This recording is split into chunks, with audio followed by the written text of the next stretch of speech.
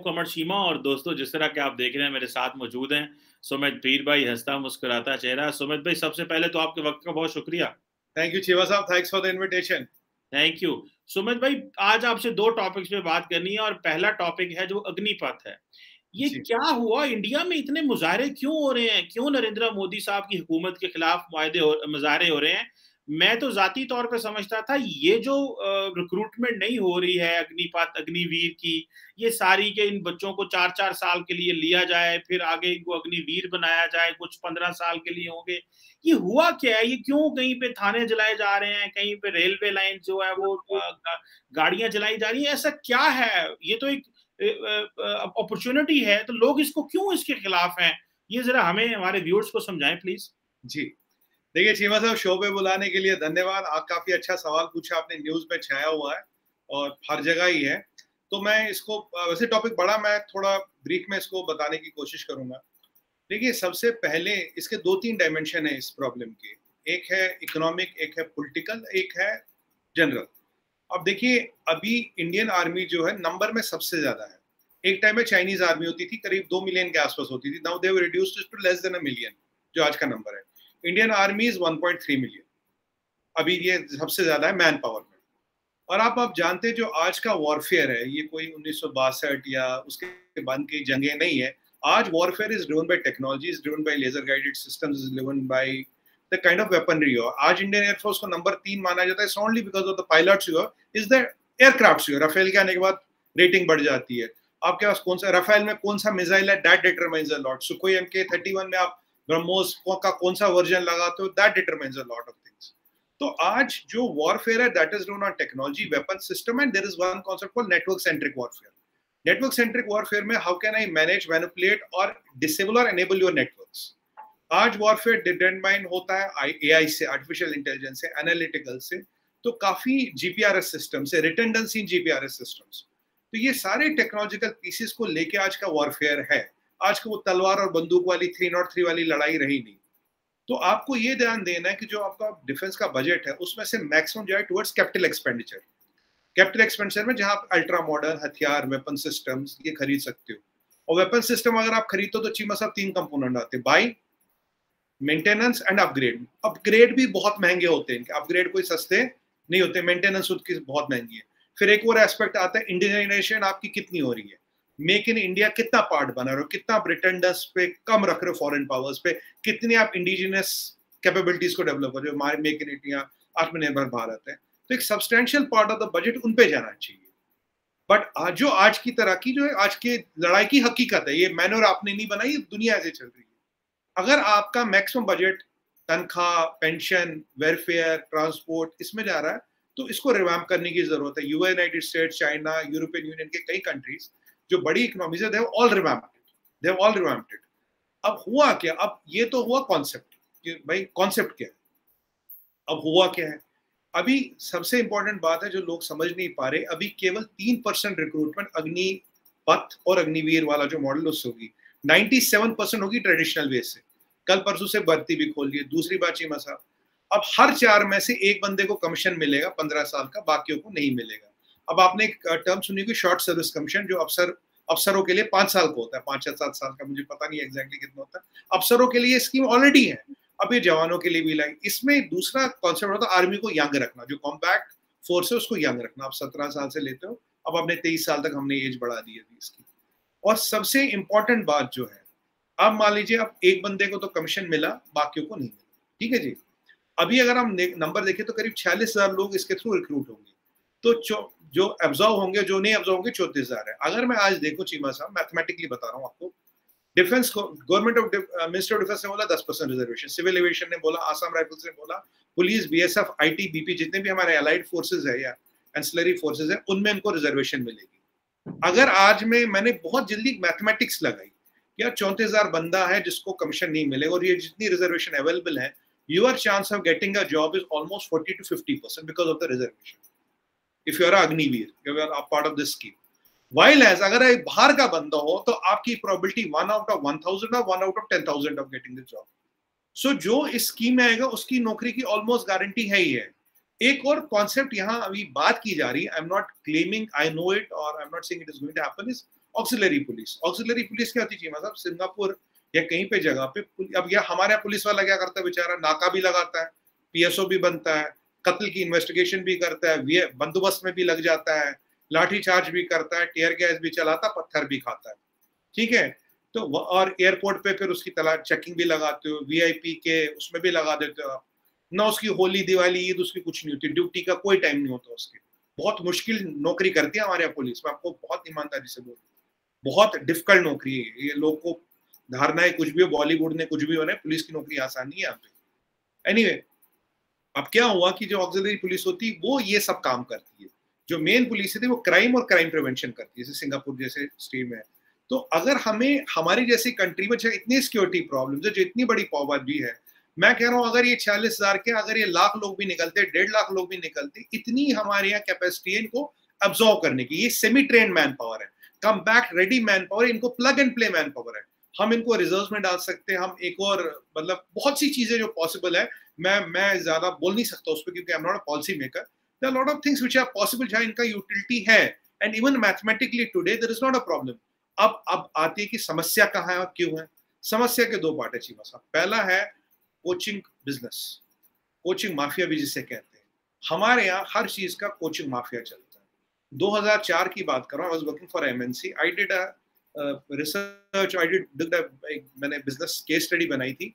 IIT का coaching कितने worth थी 2004, 18 साल पहले। चीमा साहब, you will be surprised to know तब इसकी वैल्यू $1 बिलियन थी सर। तब हमारी इकोनॉमी कितनी थी, हालत $1 billion was IIT coaching market. तब 4 आईआईटी होते थे और मेरे एक अफसर साहब होते थे, वो कहते थे 1964 आईआईटी खड़गपुर, वो जिंदगी भर उसी नाम की पेंशन खाते थे। जब यहाँ आईआईटी बढ़ाए गए वहां तकलीफ होती है, आईएम बढ़े वहां तकलीफ होती है, एम्स बढ़े वहां तकलीफ होती है, क्योंकि बहुत से लोग और लॉबी चाहते नहीं है बढ़े। और कोचिंग का धंधा ऐसा चीमा साहब कि आपके यहाँ 100 स्टूडेंट बैठे, 99.99 को पता मैं पास ही नहीं होगा, पैसे पूरे देगा और रिजल्ट उसको ऑलरेडी पता, I will not make through. इससे अच्छा बिजनेस कोई है जहां even 1% success is grand success and people पे यू इन एडवांस।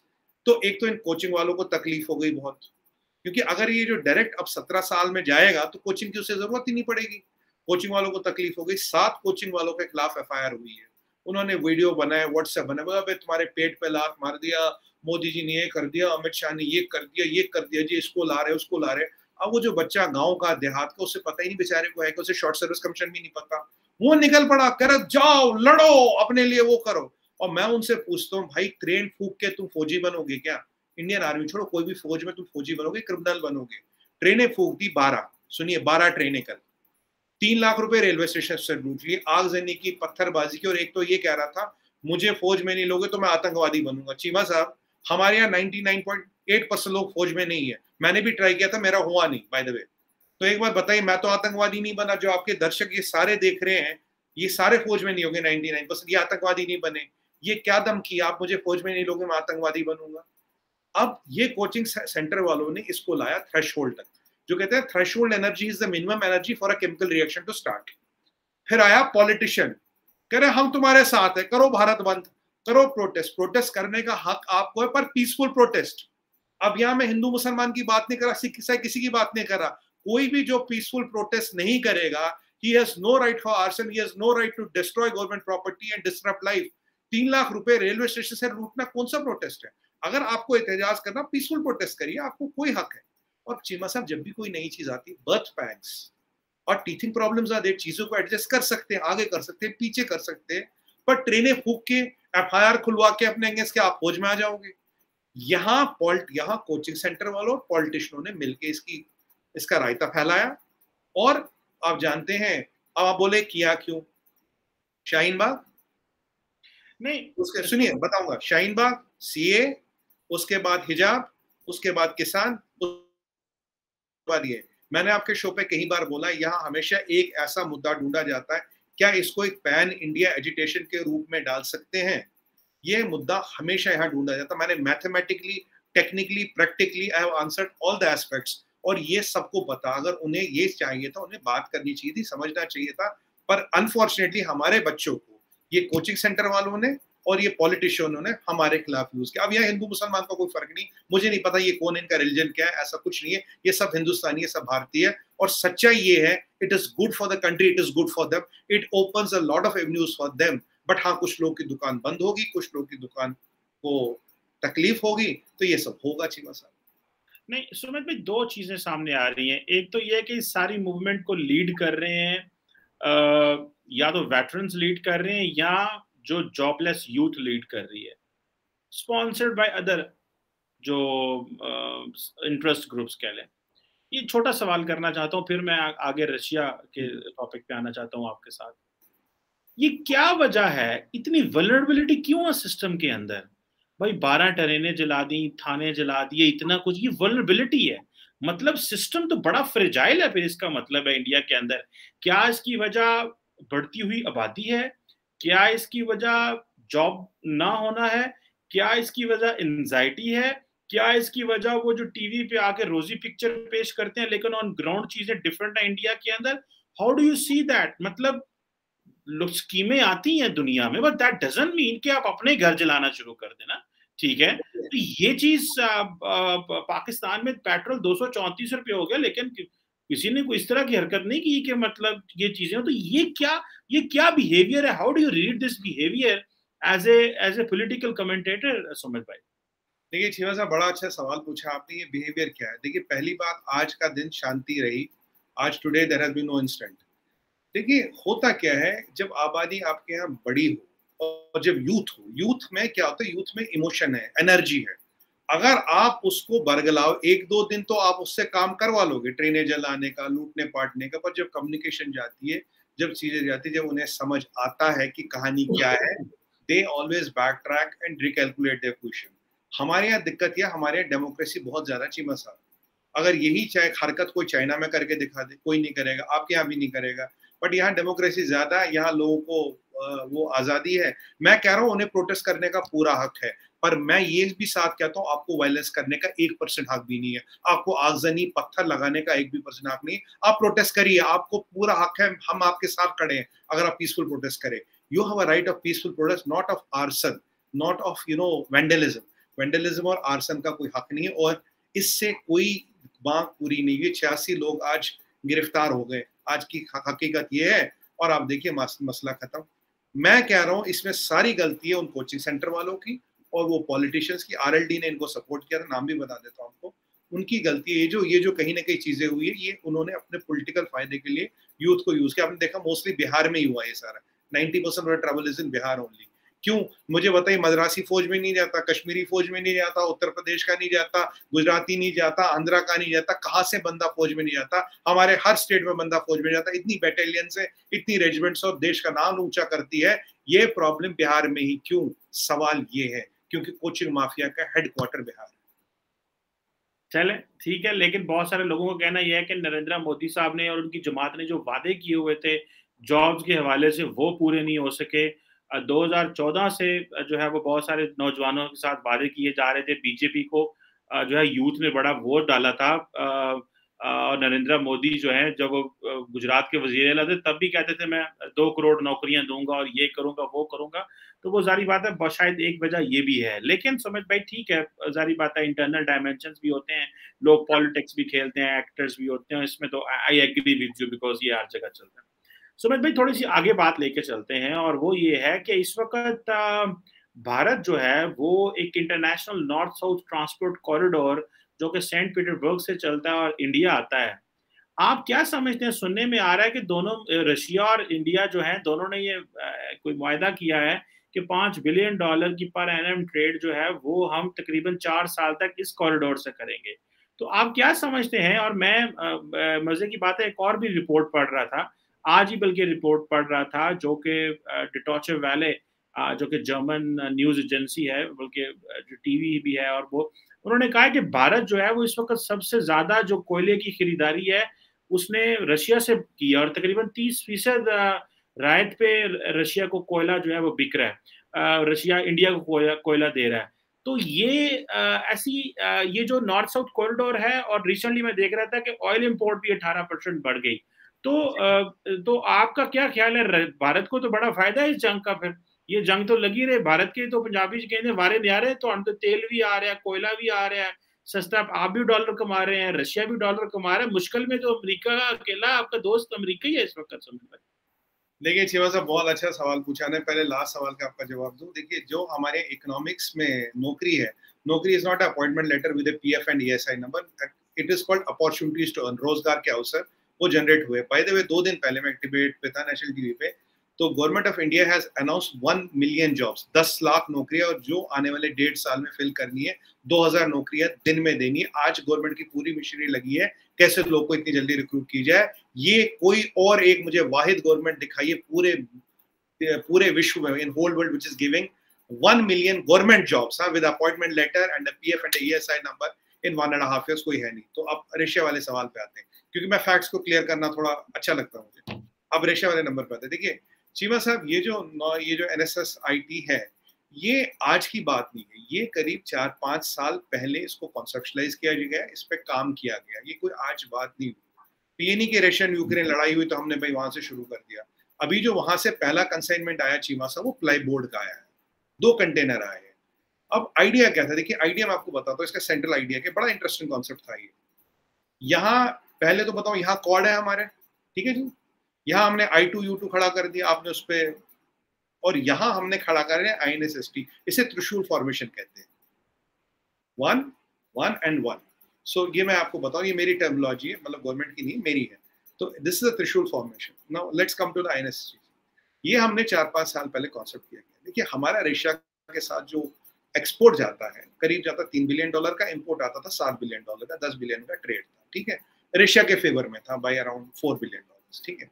अभी चीमा साहब क्या हुआ, रशिया से दिक्कत का, रशिया से जो माल आता है वो आता है या तो कैस्पियन सी से या ब्लैक सी से, और बीच में आते हैं खलीफा अर्दोगन, एक रूट पर उनका कंट्रोल है। अगर वो रूट ब्लॉक करे, हम 45 दिन में जो माल आता घूम के, एक तो कॉस्ट बढ़ती है और टाइम बढ़ता है, it's not a very viable route. हमने जो NSTC बनाया, इससे माल आएगा 25 दिन में बॉम्बे। बॉम्बे सबसे बड़ा कंटेनर टर्मिनल है इंडिया का, ये तो आपको पता होगा, 25 दिन में आएगा। दूसरी बात, इसमें 2 रशिया के पोर्ट्स इन्वॉल्व है और 2 ईरान के पोर्ट्स भी इन्वॉल्व है। बाय द वे ईरान मुसलमान है, आपको तो पता ही होगा, अब आप शिया सुन्नी वाली बात मत कीजिएगा उसमें, ठीक है। और बीच में रेल भी है, बीच में रोड भी है, तो मल्टी मॉडल ट्रांसपोर्ट कॉरिडोर है, which involves train, shipping, rail and road, तीनों ऑप्शन है। और जो हम ईरान में जो रेल लिंक बना रहे, उससे ये टाइम घट के 21 दिन में आ जाएगा। जो पहले माल चीमा साहब 45 दिन में आता था, और एक वाला रूट तो आपके खलीफा के रहमो करम पे चलता था, हमने वो डायरेक्ट अब ईरान से लिया है, ठीक है जी, डायरेक्ट ईरान से, ईरान रशिया से ले, 21 दिन में आएगा। Advantage, cost of reaching goods per ton reduces by $1,500 sir, per ton $1,500 is a god damn big amount. अब इसका फायदा क्या, मैं ये भी बताऊंगा आपको। $1,500 पर टन बहुत बड़ा अमाउंट होता है, दिन हो गए आधे। ये 7,200 7,300 किलोमीटर का कॉरिडोर है। By the way in the future it will also expand to Germany, तो वो आपको सीधा सीधा वेस्टर्न यूरोप में ले जाएगा। तो आप मिडिल ईस्ट में हो, आप इंडो पैसिफिक में हो, आप रशिया में हो, और जाओगे वेस्टर्न यूरोप में। तो ये तो इसका geopolitical what you call that रेखा चित्र, what you call map is what is how it looks like. अब दूसरी बात आते हैं, अब इसके से क्या होगा। अभी जो रशिया यूक्रेन की लड़ाई है, अभी सबकी दौड़ लगी, चीनी भाग रहे हैं कि भाई हमें वहां कुछ मिल जाए, हम उनसे आगे हैं, हमारा कॉरिडोर रेडी है। जहां चाइना आपका दोस्त OBR और CPEC की बातें कर रहा है, यहाँ तो माल आना शुरू भी हो गया। जब तक CPEC नहीं बनेगा, OBR ऑपरेशनल नहीं होगा, आप भी जानते हैं। तो जहां वो बातें कर रहे हैं, बहुत $1 बिलियन वाले उड़ा चुके, हमारा कॉरिडोर ऑन है। जब I2U2 में इंडिया को लिया गया था, कुछ लोग का मानना था कि अगर इंडिया को एंटी ईरान लिया गया था, तब मैंने बोला था नहीं, इंडिया एंटी ईरान हो ही नहीं सकता, हमारे ईरान से अच्छे रिलेशन है। ईरान के फॉरेन मिनिस्टर अभी यहाँ आते, उन्होंने नुपुर शर्मा वाला विषय नहीं छेड़ा। अब आपको आंसर मिल गया होगा क्यों छेड़ा। आपने लास्ट टाइम मुझे बोला था ये अकॉर्ड बना के आप क्या करोगे, मैंने बोला चीमा साहब और भी अकॉर्ड बनेंगे, कुछ इंतजार कीजिए, क्योंकि कवायद तो लास्ट ईयर अक्टूबर में शुरू हो गई थी। तो देखिए ये तीनों चीजें, कॉर्ड आ गया, I2U2 आ गया, INSTC आ गया, तो ये तीनों चीजों को अगर आप मिलके देखेंगे, that elevates India's position in the geopolitical sphere of influence, because now we are in middle east, we are in Indo Pacific, we are in Russia and will go to western Europe, that is the road map. अब commercial point क्या, मैंने वो trade कम होता है, cost कम होता है, time कम होता है, वो अर्दोगन वाला जो हुक था, that we have kind of that we have taken out. और अब जो CIS कंट्रीज है चीमा साहब, CIS कंट्रीज में हमारा ट्रेड $800 मिलियन का, हमारा ये अंदाजा we can get it to 2 to 3 times, $30 billion का मार्केट है CIS कंट्रीज में, जो हमें सीधा सीधा दिख रहा है वी कैन गेट। और जब कॉस्ट हमारा कम होगा, टाइम कम होगा, वी विल बीट चाइना। जब छोटे छोटे आप चीजें बेच रहे हो, मतलब खिलौने बेच रहे हो, क्लेनो का कंटेनर बेच रहे हो, जब हमारा कॉस्ट और टाइम कम होगा, you will have a advantage over China vis-a-vis cost and time to deliver. CIS countries बहुत बड़ा मार्केट है। रशियन इकोनॉमी को हमारी जरूरत है अभी, हम उनसे तेल रहे, चाइना तो ईरान से तेल ले रहा है, चाइना तो रशिया से नहीं ले रहा। रशिया तेल का ऑलरेडी 18% मार्केट शेयर हो गया, by year and will be 33-34%। और अभी पाइपलाइन की भी बात हो रही है, वो तो आप लोगों ने रोक रखी है। पाइपलाइन की भी बात हो रही थी, वो तो पाकिस्तान ने रोक दी, गारंटी नहीं दे रहा। अगर वो पाइपलाइन चालू कर ले तो रशिया से गैस भी आ सकती, पर अब गैस का यहाँ से एक रूट आ सकता है। देखिए ये जो है, इसी रूट पे कल को गैस भी आ सकती है, तो कोयला भी आ सकता है, तेल भी आ सकता है, रशिया का गैस भी आ सकता है। अगर रशिया का गैस आता चीमा साहब, कतर कहाँ जाएगा? कतर पे भी डिपेंडेंस गैस की है, पर कब तक?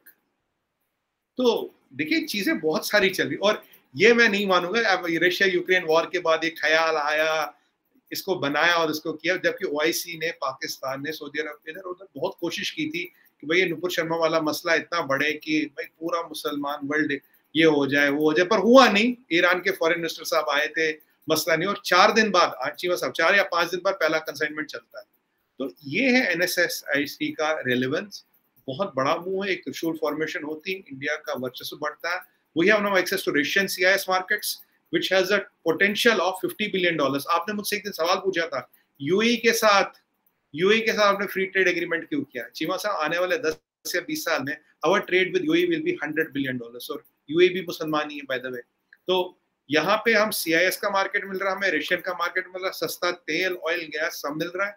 Dependence on middle east oil is reduced by the way, dependence on Qatar gas will be reduced by the way, and will balance our costs as well and also have our stature there. तो अगर आप इसमें देखेंगे, we are winning from all the sides, and it was a visionary move initiated by Prime Minister Modi long back with the help तब doctor Jaishankar नहीं थे, ये बहुत पहले मोदी जी ने किया था। ईरान वीरान वो जब गए थे, रशिया गए थे, काफी चीजें अब भी हो रही है चीमा साहब, जो अभी मतलब खैर मुझे ज्यादा नहीं पता, मेरे तो दोस्त भी नहीं कोई, तो जब होंगी तो मैं आपको बता दूंगा, पर मैं आपको कुछ ना कुछ इशारा तो बोल देता हूँ, कर देता हूँ। पर ठीक है, जब चीजें ओपन फोरम है, कि भी ये बोलूंगा आपको चीमा साहब, अभी भी बहुत सी चीजें चल रही, which will reveal in due course of time, and they have not happened out of this. ये बहुत पहले सोचा गया था, and it has stood the test of time. हम चाहते हैं पीस हो, प्रॉस्पेरिटी हो, ट्रेड बढ़े हर एक के साथ, ये हमारी मंशा है, ये हमारी कवायद है। और लास्ट में आपको यही बोलूंगा, जिस दिन तक डॉक्टर जयशंकर नहीं कहते हम तेल कहीं से भी लेंगे, तब तक एहतजाज शुरू नहीं होता, उसके अगले दिन ही एहतजाज शुरू होता है। आई रेस्ट में। तो आप ये समझते हैं कि ये कोई फॉरेन कॉन्स्पिरेसी है, मतलब आप भी इसको जो है वो फॉरेन कॉन्स्पिरेसी से, ये हम लोग वैसे देखिए, मैं जाती तौर पे समझता हूँ इस वक्त कारोबार में ये नहीं होना चाहिए कौन मुसलमान है, कौन ईसाई है, हिंदू है, ज्यू है। देखिए बिजनेस जो है ना वो उसका किसी, हमारे नबी पाक सल्लल्लाहु अलैहि वसल्लम जो थे, हमारे प्रॉफिट जो थे, वो तो हर एक से बिजनेस करते थे, वो यहूदियों से भी करते थे, ईसाइयों से भी करते थे। मतलब कारोबार का क्या मजहब होता है इसमें? तो ये चीज कह देना वो, ये तो वो ईरान के आपसे अच्छे ताल्लुकात हैं, अगर हम नहीं कर पा, हम ईरान का तेल नहीं ले सकते तो ये हमारी नालायकी है, इसमें ये तो कसूर कोई नहीं है। ईरान ने तो उसको तेल देना है जिसने पैसे देने हैं, ईरान को इससे क्या, ये रशिया ने उससे तेल देना जिससे पैसे देने हैं। तो ये तो वो एक है। तो ठीक है, आप समझते हैं कि बाहर से कॉन्स्पिरेसियां कराई जा रही हैं, कॉन्स्पिरेसीज इंडिया के खिलाफ हो रही हैं, तो ये अच्छा लगता है ये वाकई नरेंद्र मोदी साहब की गवर्नमेंट जो मुश्किल में है, जो आप कॉन्स्पिरेसी थ्योरीज लॉन्च कर रहे हैं, ये मुझे लग रहा है कोई अंदर खाते आप लोग जो है ना वो एक्सटर्नलाइजेशन ऑफ थ्रेट का इस्तेमाल करते रहे हैं, जो माजी में करते रहे हैं। हम तो खैर हमेशा से करते रहे हैं, पाकिस्तान की तो हमारे तो इमरान खान साहब सारा टाइम अपनी सियासत ही इस चीज पे कर रहे हैं, अमेरिका ने मुझे हटाया, अब आप भी अमेरिका पे जो है आपने गोली दाग दी है, लेकिन तरीके से है। नहीं चीमा साहब, मैं आपको बोलूंगा, जो आपका इरादा है, तो उसमें एक गाना है, दिल के अरमा आंसुओं में बह गए, हाँ वफा करके भी तन्हा रह गए। जवाब अब दूंगा आपका, ये तो खैर गाना हो गया, बॉलीवुड का स्टाइल हो गया, जवाब दूंगा। देखिए मैं एक ही चीज कहता हूँ, और मैं आपके शो पे हर चैनल पे एक ही कहता हूँ, macro economics, MACRO, macro economics drives geopolitics. ये सच्चाई है। अब आप इसको स्टोरी बोले, आप इसको कॉन्स्पिरेसी बोले, but everything at the end of the day is driven bye macro economics. अगर आपको जियोपॉलिटिक्स समझनी, आपको मैक्रो इकोनॉमिक्स समझनी पड़ेगी। बिना उसके जियोपॉलिटिक्स नहीं चलती साहब। और there are no coincidences in geopolitics. Local politics में कोइंसिडेंस हो सकते हैं, बट जियोपॉलिटिक्स में देयर आर नो कोइंसिडेंसेस. और ये जो INSTC वगैरह है, these are visionary steps which have been taken long back. और this is the increase of India's stature into Middle East, into Russian subcontinent, and into Indo-Pacific, and moving to Western Europe. I rest my case. बिल्कुल ठीक है. Let's see क्या आइंदा दिनों में क्या होता है और किस तरह चीजें ग्रो करती हैं. लेकिन जारी बात है, ये जो अग्निपथ वाला मसला है, इसने जो है वो एक इंडिया को एक थोड़ा जो है झंझोड़ा है, बिकॉज चैलेंजेस बहुत ज्यादा हैं और नरेंद्र मोदी साहब की इलेक्शन जो है वो टारगेट और बढ़ जाएंगे. Any how, thank you very much Sumit पीर भाई for your time and for your valuable comments. बड़ी मेहरबानी. Thank you sir.